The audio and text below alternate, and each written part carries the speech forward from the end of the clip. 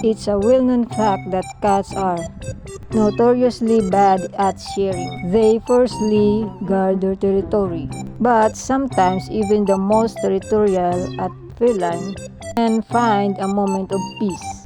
This is the story of two cats, Orange and Sito, who for a brief but remarkable period decided to put their differences aside and simply relax.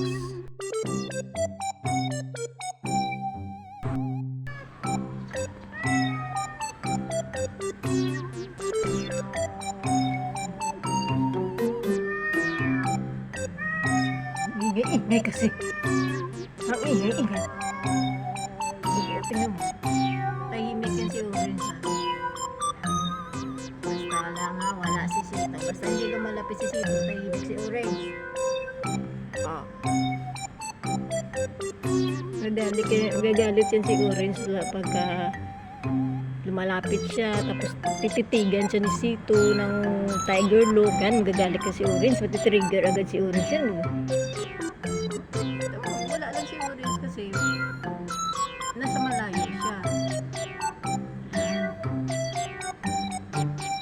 Nakita niya si Orange sa ilalim. Umarap na naman.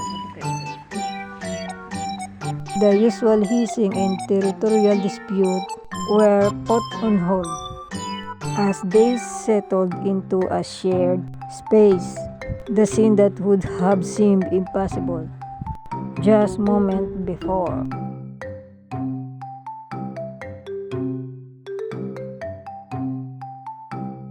A few moments later. Bakit? Huh? Ano problema? Ha? Bakit? Ano kailangan? Ha? Ay, hindi naman kita maintindihan. Ano ba sinasabi mo? Wala naman. Ba't ang daldal? Tumahimik ka. Buti tumahimik ka.